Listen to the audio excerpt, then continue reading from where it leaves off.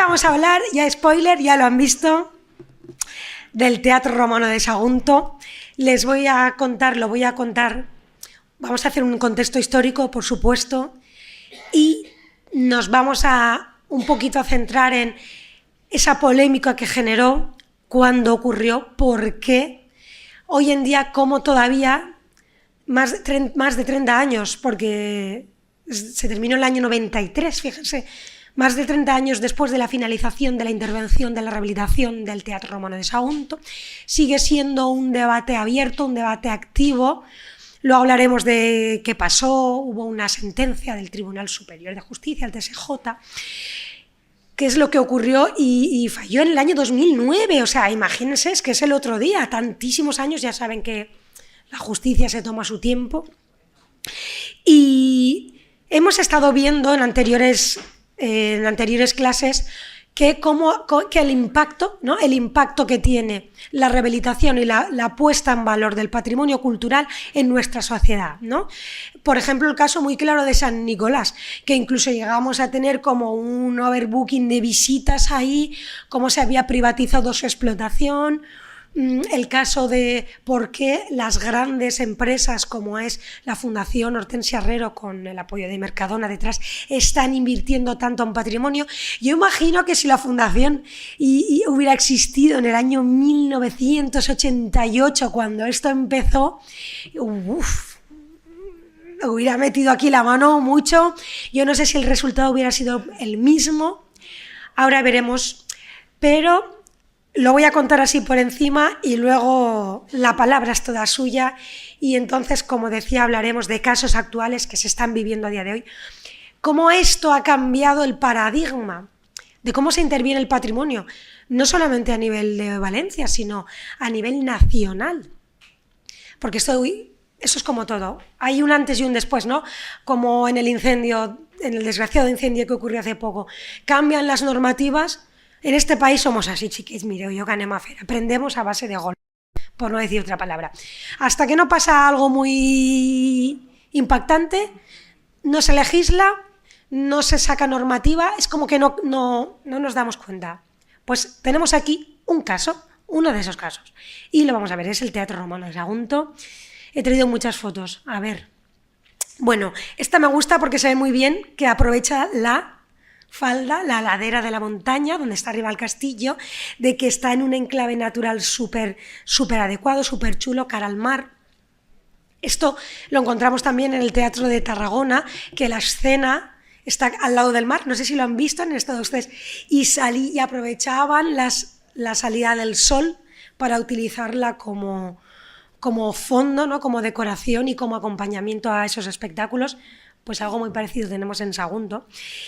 Y la construcción de este teatro se remonta al siglo I después de Cristo, en concreto al año 50, según la estratigrafía y los estudios arqueológicos que se han realizado. Pertenece al periodo del emperador Tiberio, esto es decir, el boom de Roma, o sea, un momento en el que Roma está en su máximo apogeo, en su máximo esplendor, aunque en realidad la planificación es de la época de Augusto, se empieza a planear, claro, esto ya saben, no se construye en 2 días, es planificado en la época de Augusto, realizado y disfrutado en la época de Tiberio, que es cuando se dataría su finalización. Estaban Saguntum y Saguntum, pues ya saben que era una ciudad muy importante debido a su puerto, estratégicamente situada, que juega un papel fundamental en la Segunda Guerra Púnica. Ya saben que fue destruida por Aníbal pasó por aquí, estas cosas yo a veces las cuento, las hablo con amigos y me dicen que no, esas cosas pasaban solo en las películas. Digo que no, que lo tenemos aquí, a costa de casa, en Sagunto, Aníbal, pasán y arrasán. Es la historia auténtica y verdadera de Roma, máxima, aquí mismo, a unos kilómetros. Fue en el año 219, cuando pasó Aníbal y se cargó Sagunto.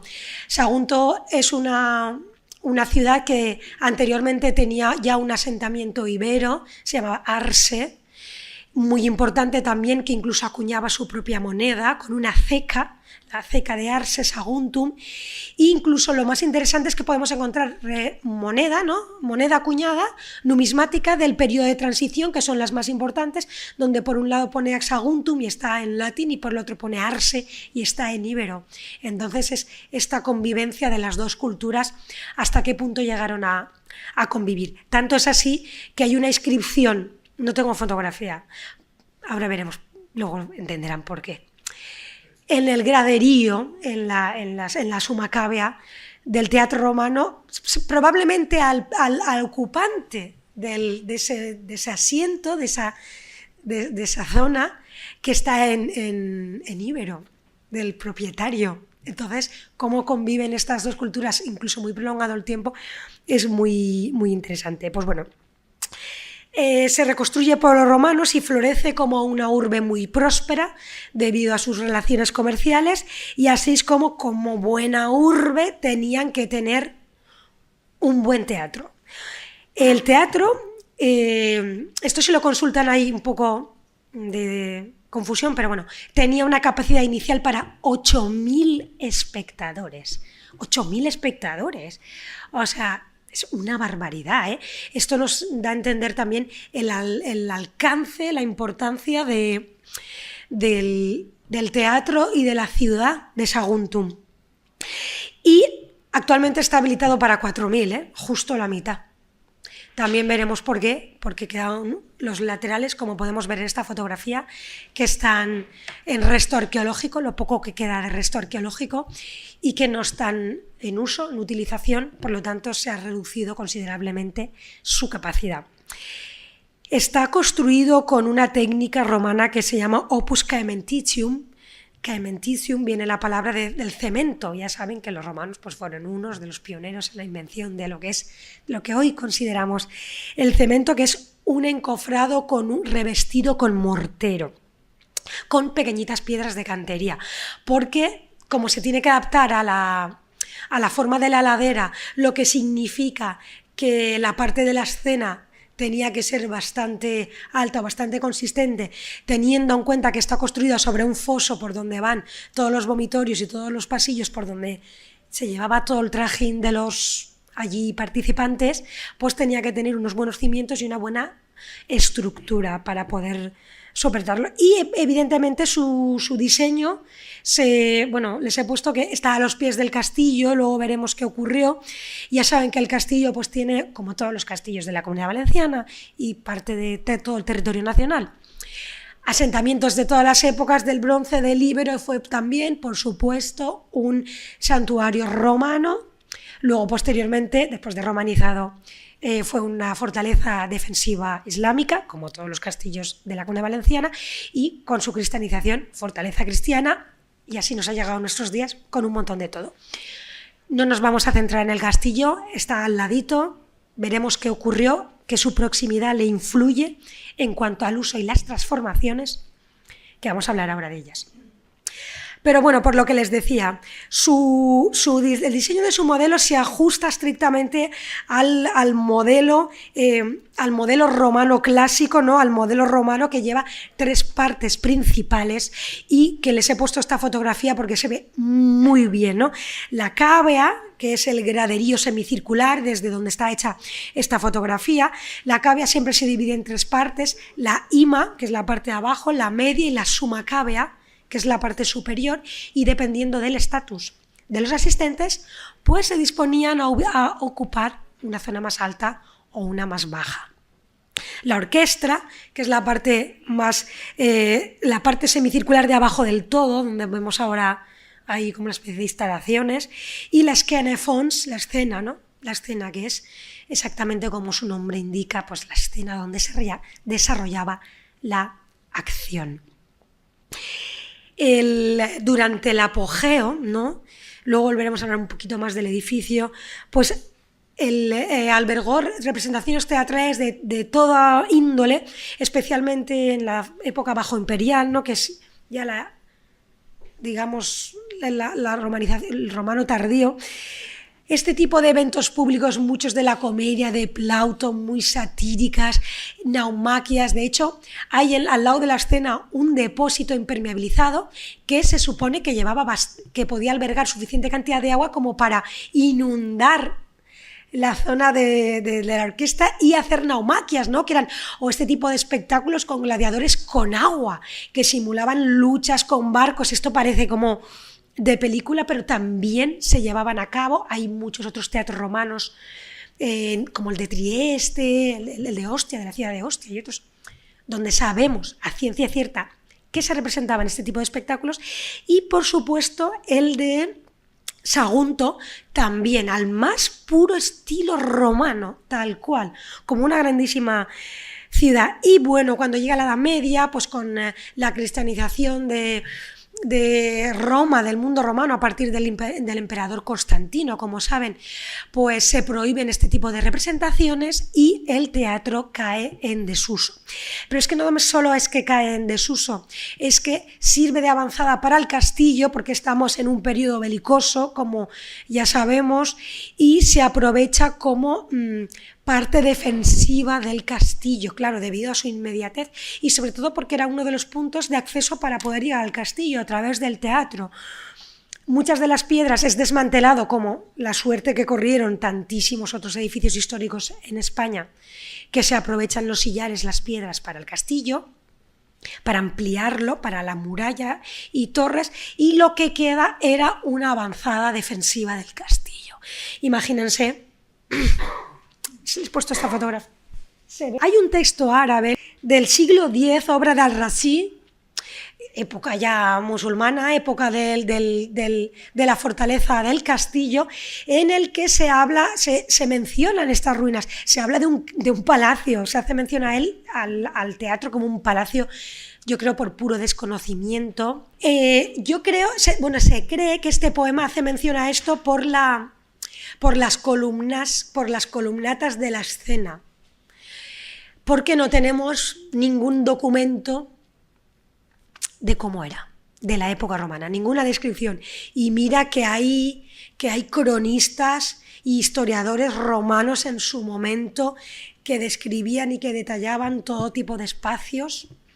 No es el caso, tenemos luego tenemos luego grabados y lo verán, un paisaje, ahora lo verán, que es la representación más antigua que tenemos sobre el teatro romano de Sagunto. Pero claro, sabemos que la escena se derrumbó por la estratigrafía que se ha descubierto a partir de los yacimientos arqueológicos en el siglo XVI. O sea, durante la Edad Media, siglo XIV, XV hasta el XVI estuvo, y luego ya quedó ya en estado muy ruinoso. Ya en el siglo XVI sabemos que es las últimas expulsiones moriscas por los puertos, Sagunto, Moncofa, en el caso de Castellón, finales del XV, entonces todavía quedan estas trazas y a partir de ahí sí que ya queda abandonadísimo. La verdad es que no está nada estudiado, no había estado nada estudiado, cosa que me extraña. Cabanilles, por ejemplo, ¿qué pasó? ¿Mi pueblo lo documentó? No documentó el teatro romano, cosa que me extraña. Mira, esta fotografía aérea, ¿ven qué bien se ve así todo el castillo y donde está el teatro situado a los pies, al lado de esta zona frondosa? Es que así es muy visual entender el espacio. Y bueno, total, que la primera representación gráfica, porque no es un plano como tal, del teatro es la que realizó Anton van der... para decir este nombre... Wingerde, para Felipe II en el siglo XVI, como les decía, pero ya es segunda mitad del siglo XVI, como en 1563. Pues que no es en concreto un levantamiento arquitectónico, sino es un dibujo paisajístico. Esta es la primera representación que tenemos del teatro, en la que también se ve el castillo. Y pues a falta de estudios y al silencio científico de la época, que es curioso, lo siguiente que encontramos son pues, los típicos grabados del siglo XIX, ¿no? Y de inicios del siglo XX. Tenemos uno de 1917, de Mélida, bueno, La verdad es que el edificio cayó en una gran desatención, no sé. Yo no sé si es porque estaba muy ruinoso, que ni en el siglo XIX, cuando hay un furor por la ruina y por la ruina clásica, despertó interés más allá de estos grabados que podemos ver, en los que, como ven, no hay escena, no hay ningún tipo de... Ya en el siglo XIX, como sabemos, se derrumbó en el siglo XVI, a partir del siglo XVI, y solo queda la zona del graderío, algunos accesos del vomitorio. Tenemos esta otra, donde se ve también el castillo. A mí me sorprende que ahí no hay bosque en estos grabados. Será del siglo XX, porque está la montaña como muy... Igual estaba destinada a cultivo, porque saben que mucha zona tan aledaña a la ciudad, tan próxima, pues los campos estarían a lo mejor cultivados y dedicados al secano en este momento. Bueno, total, que el monumento soportó impasible el paso de los años.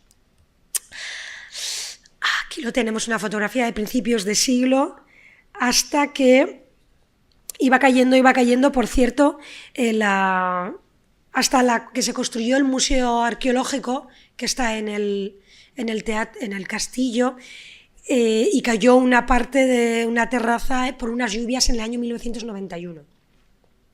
En ese momento ya se estaba interviniendo en la parte del teatro. En el siglo XX, ya estamos en el siglo XX, en el siglo XIX, inicios del XX, que es esta fotografía, es así como estaba. En el siglo XX empiezan las excavaciones un poco con más rigor científico, a partir de la segunda mitad, bajo digamos, la tutela del arqueólogo José María Soler García, que era un arqueólogo muy renombrado a nivel nacional en este momento, y es el que se encarga de las primeras excavaciones arqueológicas serias o científicas que se realizan en el castillo de Sagunto. Y la verdad es que todos los trabajos de José María Soler García fueron los que hoy en día, y luego con la posterior rehabilitación, han servido para entender y comprender mejor el trazado original romano de lo que era el espacio original, porque los sedimentos, cómo había ido derrumbando, ya saben que esto es el estudio de la estratigrafía, cómo van cayendo los muros y van ocultando la superficie original, pues digamos que se había desdibujado su trazado. Y fue gracias a sus excavaciones arqueológicas cuando se empezó a entender verdaderamente cuál era su trazado. Por ejemplo, los vomitorios, todos los estratos de la Ima Cave había sido la zona de la orquesta prácticamente cubierta, como veíamos aquí. No sé si puedo echar atrás. ¿Lo ven? Que está como muy todo ahí mezclado. A entender de verdad cómo estaba diseñado este teatro. Las excavaciones se paralizan, se hace una adaptación, y en los años 70 y 80 se utilizaba como espacio cultural para algunos actos, pero donde la escena, como pueden ver en esta fotografía, les pongo la siguiente, era la propia localidad de Sagunto. No había otra que mirar hacia la población y hacia el mar, porque no había escena, y se utilizaba puntualmente para actividades culturales. Tal cual, se sentaba la gente sobre la gradería romana, por encima de la ruina, sin mayor problema. En los años 80, finalmente se decide, hay un boom, había dinerillos, y se decide hacer una intervención integral muy amplia de todo el espacio. Miren, les he puesto fotografías de cómo se usaba tal cual. Estas se las he puesto porque me parecen tan cercanas al momento romano. Son del siglo XX, estos de los años 80. Miren, es los años 80. Y es que yo veo Roma al momento, es que veo ahí el siglo I. Se estaba usando así, como ven, se usaba. sin ningún problema. Pero finalmente fue aprobado por la Generalitat Valenciana en 1988 y por el Ayuntamiento de Sagunto en el año 1989 su intervención integral, ¿vale? El proyecto estaba bajo la supervisión de Carmen Aranegui y Emilia Hernández, dos mujeres que no está mal para ser la época de los 80 aquí en Valencia, y a partir de 1990 hasta 1994, 4 años duró su polémica intervención. Esta intervención, que es donde vamos a meternos, fue muy polémica ya en un congreso, en el momento en el que se presentó, porque consideraron que era muy invasiva. Lo han visto, ¿no? Han visto las ruinas, por eso les he puesto fotografías de cómo estaba. Fue de los proyectos, y yo diría hasta el día de hoy sigue siendo uno de los más polémicos que se han llevado a cabo durante el siglo XX en toda España, y los arquitectos fueron dos.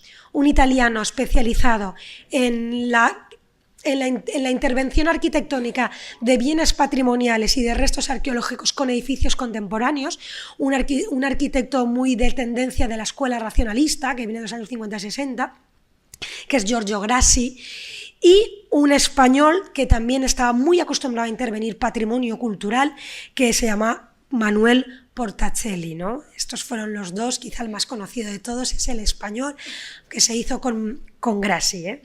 Bueno, y aquí es donde empieza este proyecto, que tuvo les digo el dinero, un coste aproximado de 1.200 millones de pesetas, que sería unos 7,2 millones de euros. Hace 30 años. ¿Se acuerdan que yo les he dicho todos los millones que ha costado San Nicolás, que está costando Santos Juanes? Y siempre hablamos de 3-4 millones de euros del siglo XXI. Imagínense casi... O sea, 7,5 millones de euros hace 30 años, los años 80. ¡Qué barbaridad de intervención! Y claro, ¿qué pasó? Pues una controversia. Y es aquí donde nos metemos, voy a correr. Y es que la intervención propuesta por Grassi y por Portacelli fue tan polémica porque se consideró que no se estaba respetando la ruina arqueológica, la ruina romana, sino que directamente ellos habían diseñado un nuevo teatro al estilo romano y que lo iban a colocar, ¡pum!, encima del antiguo. Que les decían, oye chico, hazlo al lado, invéntate el teatro que quieras y déjanos la ruina para poder entenderla como hemos visto en las fotografías y en los grabados, incluso que estaba en uso. Pero claro, es que uno de los requisitos que se propuso para su rehabilitación, no voy a hablar de restauración, voy a hablar de rehabilitación, porque se rehabilitó, era la funcionalidad, era que volviera a estar en uso. Y claro, las necesidades del siglo XX no eran las mismas que las del siglo I después de Cristo. Habían pasado 19 siglos, claro. Y tenía unas necesidades de seguridad, de acceso, de accesibilidad, de iluminación, de sonido, en fin, hasta poner unos baños, así de sencillo, que implicaban una intervención muy intensa. ¿Qué se podría haber hecho? Ahora veremos. Tengo que decir que el impacto, en 2008, luego llegaremos, el TSJ ya dictaminó una sentencia porque esto llegó hasta los tribunales, esta intervención. Ven esta fotografía que están ahí los políticos, los arquitectos, todos ahí, porque la gente se manifestaba contra la intervención pintando el revestimiento moderno. Ahora veremos fotografías de la obra y de todo lo polémica que fue y quién fue el que denunció el caso. En el año 85, esto es una fotografía del antes. En el año 1985, antes de que se empezara a intervenir, ya estaba redactado el proyecto en marcha, y en el Congreso de Patrimonio de Barcelona, Grassi y Portacelli presentaron el proyecto. Salieron a leches de allí, literalmente.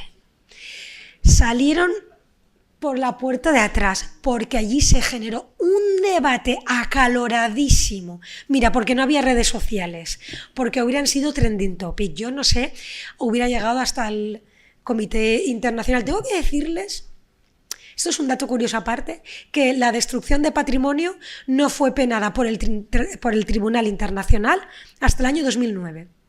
Después de los ataques de ISIS en Palmira. O sea, en el año 85, en los años 80, y ya no digo cuando se trata por parte de instituciones oficiales, la destrucción de patrimonio era muy difícilmente penada todavía. Estamos hablando de los 80, una democracia aún jovencilla. Y, bueno, ¿qué pasaba? Pues como digo, que su plan, ¿por qué era polémico? Porque su plan no solamente consistía en la puesta en valor y la recuperación de los restos arqueológicos, sino consistía en construir un nuevo teatro al estilo romano encima de la ruina arqueológica. Aquí tenemos ya, aquí podemos ver que se está reconstruyendo el graderío, ¿no? Un señor ahí con todo el calor del verano en los años 90, sin camiseta y sin casco, trabajando porque las leyes de riesgos laborales en los 90 tampoco eran las mismas que son ahora. Es que esto es muy curioso a mí. Han pasado 30 años, puede parecer mucho, pero en realidad, ¿cómo han cambiado las cosas, Principales puntos de indignación, ¿no? Como les decía, autenticidad y conservación, ¿no? Los críticos, los más puristas, mantenían o sostenían que no se podía llevar a cabo una intervención tan invasiva sobre el original, y luego la estética del contexto histórico, que decía que las nuevas ediciones ni respetaban la estética, porque era como estilo inventado, ni el contexto histórico en el cual había sido construido el teatro romano de Sagunto. Por lo tanto, porque si al menos hubieran hecho un falso histórico, pues que tampoco era un falso histórico, era un estilo como un popurrí, mismas de tal.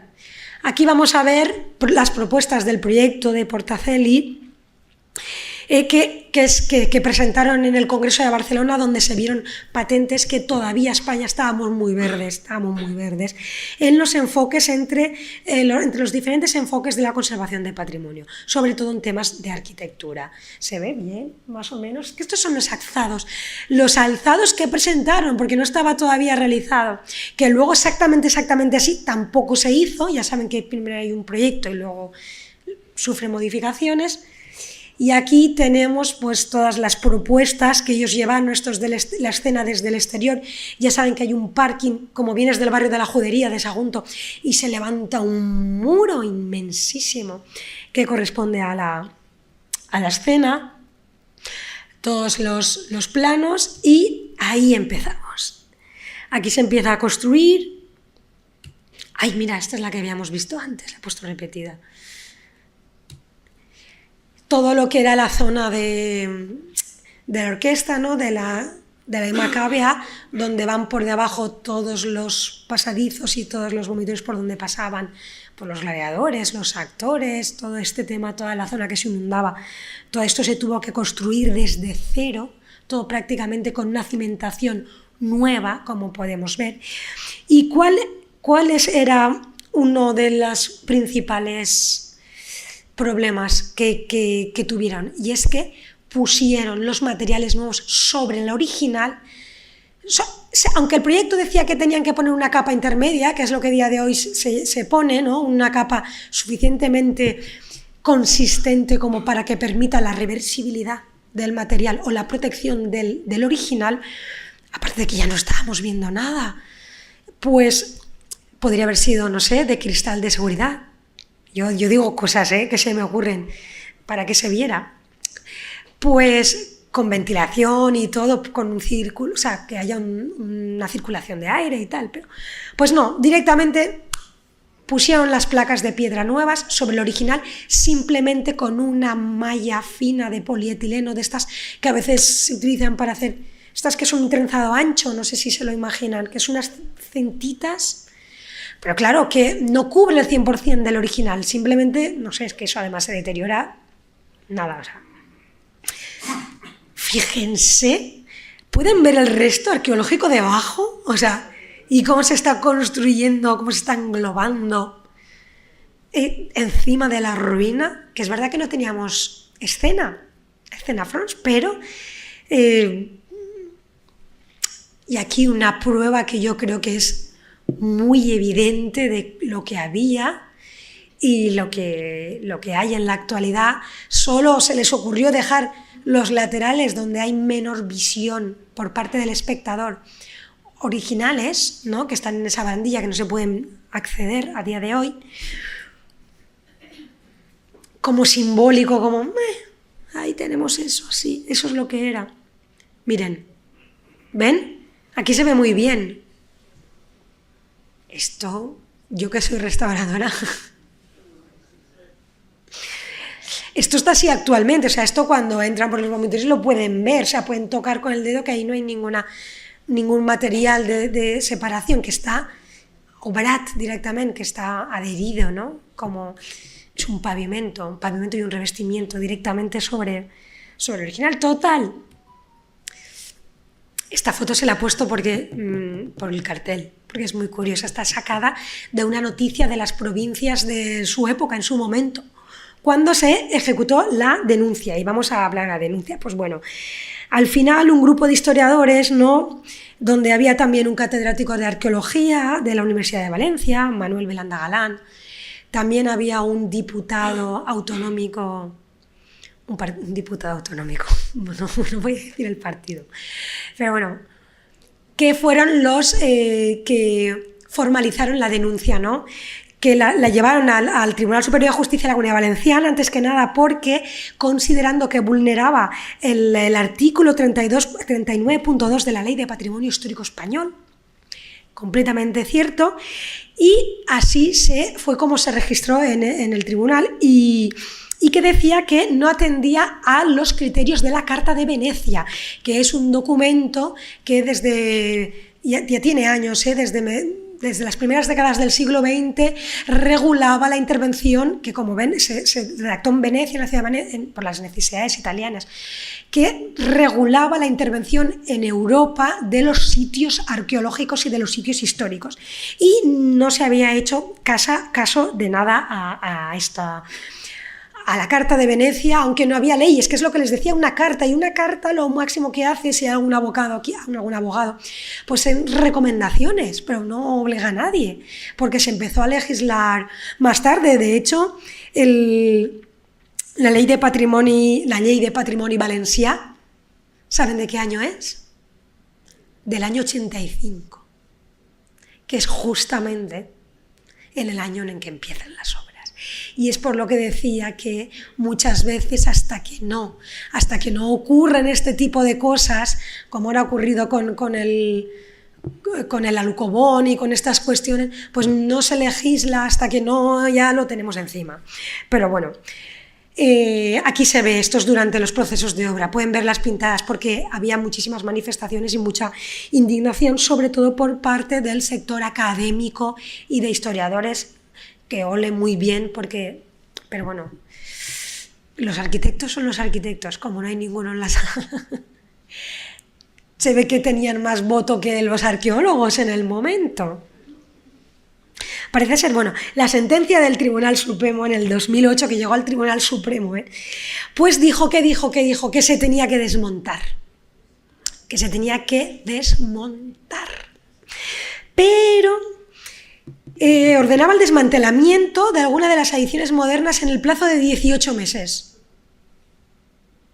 No se hizo porque la Generalitat Valenciana lo recurrió, y el Ayuntamiento también. Fue recurrida la sentencia esta y aceptada el recurso, porque justificando que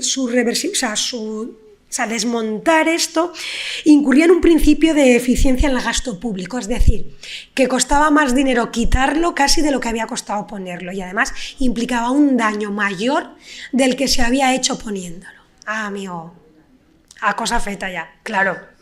Entonces algunas cosas se quitaron, pero no se quitó nada. De hecho, conforme se quedó es lo que tenemos hoy en día.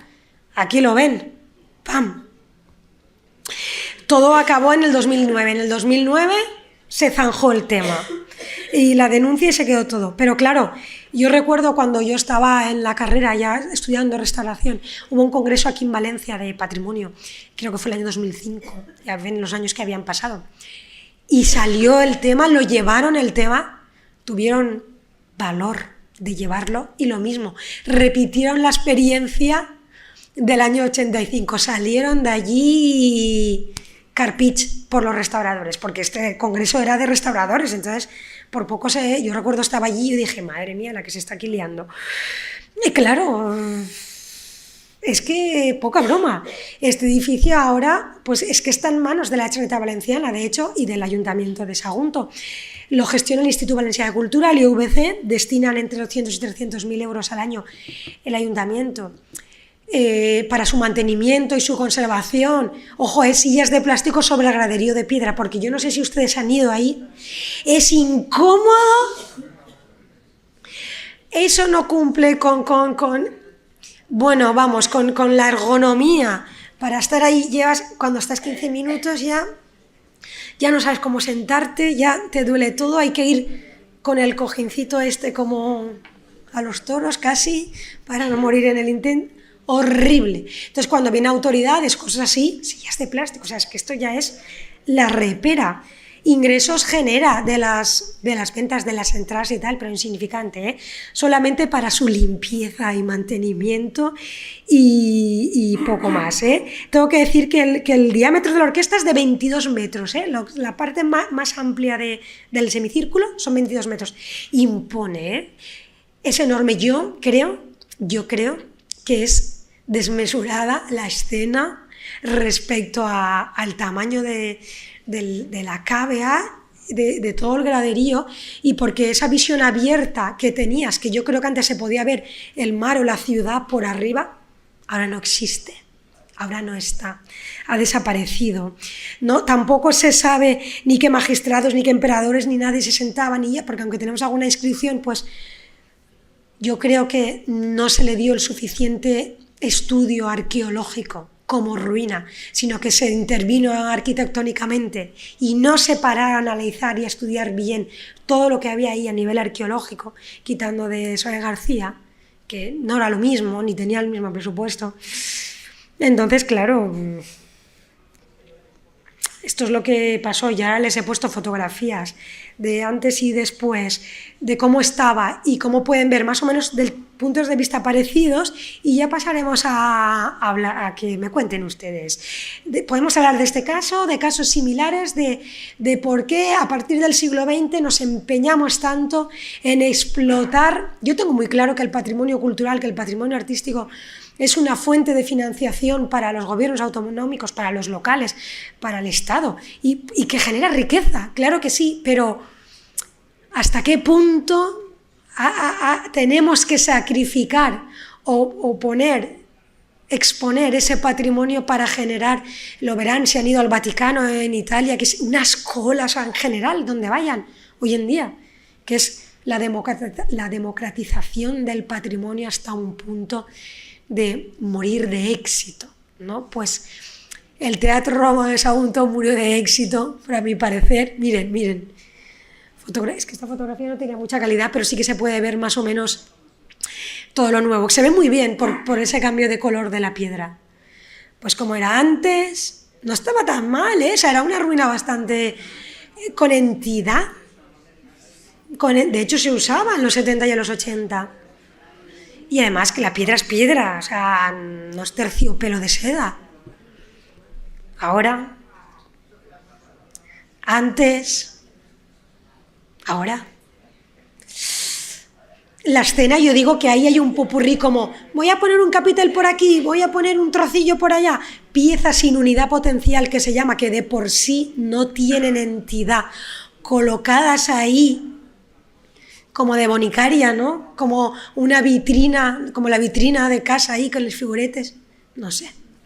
Antes, ahora, que es verdad, antes, ¿no? Ven que en la escena estaba como adaptada porque se hacían representaciones, pero yo, con un poquito la superescena que tenemos ahora. Esto es lo que les decía de unas piezas por allá, otras por aquí, esta forma curva, esto es una pura imaginación, esto es el imaginario colectivo de los arquitectos que dijeron, mismamente ponemos aquí 2 columnas, 2 por allá, unos capiteles allá en el fondo que ni se ven, no sé, en fin.